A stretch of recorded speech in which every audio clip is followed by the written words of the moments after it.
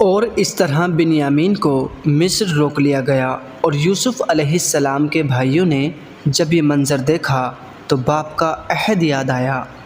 بھائیوں نے حضرت یوسف سے کہا، آپ ہم میں سے کسی کو بھی غلام بنا لیجئے اور بنیامین کو چھوڑ دیجئے۔ اس پر حضرت یوسف علیہ السلام نے جواب دیا، اللہ کی پناہ مانگتا ہوں کہ میں مجرم کو چھوڑ کر کسی اور کو غلام بنا لوں۔ آخر سب بھائیوں نے مشورہ کیا کہ والد بزرگوار کو صحیح صورت بتلا دی جائے، اور کہا کہ اس واقعے کی تصدیق دوسرے قافلے والوں سے بھی کر لیں۔ اس مشورے کے مطابق یوسف کے بھائی کنعان واپس آ گئے اور یعقوب علیہ السلام کو پورا واقعہ بتایا۔ جب یعقوب علیہ السلام نے یہ واقعہ سنا تو کہا، بنیامین اور چوری یہ نہیں ہو سکتا۔ خیر، اب صبر کے سوا کوئی چارہ نہیں۔ ایسا صبر کہ بہتر سے بہتر ہو اللہ تعالیٰ کے لیے ناممکن تو نہیں کہ ایک دن ہم لوگوں کو پھر سے جمع کر دے اور ایک ساتھ ان دونوں کو مجھ سے ملا دے۔ بے شک وہ حکمت والا ہے، اور ان کی اور سے رخ کر لیا۔ حضرت یعقوب علیہ السلام کی آنکھیں غم کی زیادتی کی وجہ سے روتے روتے سفید پڑ گئی تھیں، اور سینہ غم کی جلن سے جل رہا تھا، مگر صبر کے ساتھ اللہ پر توکل کیے بیٹھے تھے۔ بہرحال حضرت یعقوب نے اپنے بیٹوں سے مصر جانے کو کہا۔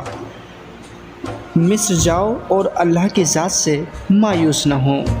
یوسف کے بھائیوں نے تیسری بار مصر جانے کا ارادہ کیا اور مصر پہنچ کر شاہی دربار میں اپنی پریشانی بیان کی اور خصوصی لطف کرم کی درخواست کی۔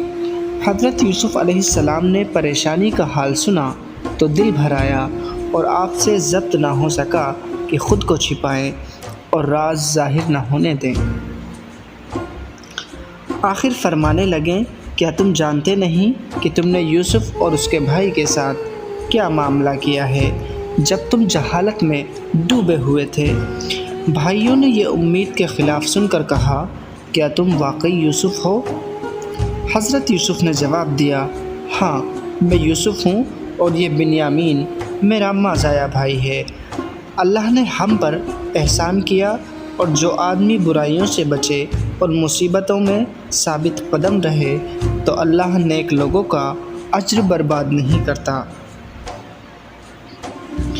یوسف کے بھائی یہ سن کر کہنے لگے، خدا کی قسم اس میں کوئی شک نہیں کہ اللہ تعالیٰ نے تجھ کو ہم پر برتری و بلندی بخشی، اور بے شک ہم پوری طرح سے قصوروار تھے۔ حضرت یوسف علیہ السلام نے بھائیوں کو معاف کر دیا،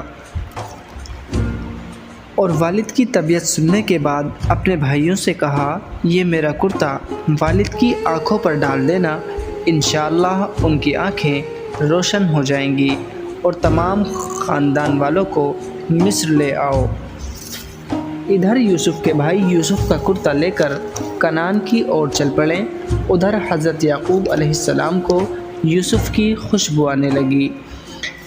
وہ فرمانے لگے، اے یعقوب کے خاندان، اگر تم یہ نہ سمجھو کہ بڑھاپے میں اس کی عقل ماری گئی ہے تو میں یقین کے ساتھ کہہ سکتا ہوں مجھے یوسف کی خوشبو آ رہی ہے۔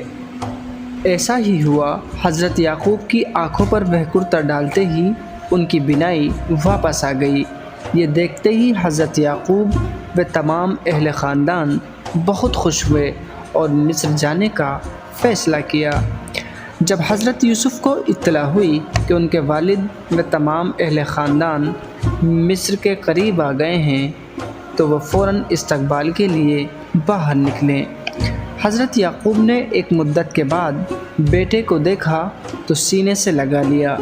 حضرت یوسف نے اپنے والد و تمام خاندان کو شاہی سواری میں بیٹھا کر شاہی محل لے گئے۔ اس کے بعد ایک دربار سجایا اور والد کو شاہی تخت پر بیٹھایا۔ اس وقت درباری حکومت کے دستور کے مطابق تخت کے سامنے تعظیم کے لیے سجدے میں گر پڑے۔ یوسف کے خاندان والوں نے بھی یہی عمل کیا۔ یہ دیکھ کر حضرت یوسف کو اپنے بچپن کا خواب یاد آ گیا اور اپنے والد سے کہنے لگے یہ تعویل ہے اس خواب کی جو مدت ہوئی میں نے دیکھا تھا۔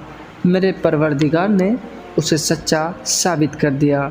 بے اختیار ہو کر اللہ سے دعا کرنے لگے، اے پروردگار، تو نے مجھے حکومت عطا فرمائی اور باتوں کا مطلب اور نتیجہ نکالنا تعلیم فرمایا۔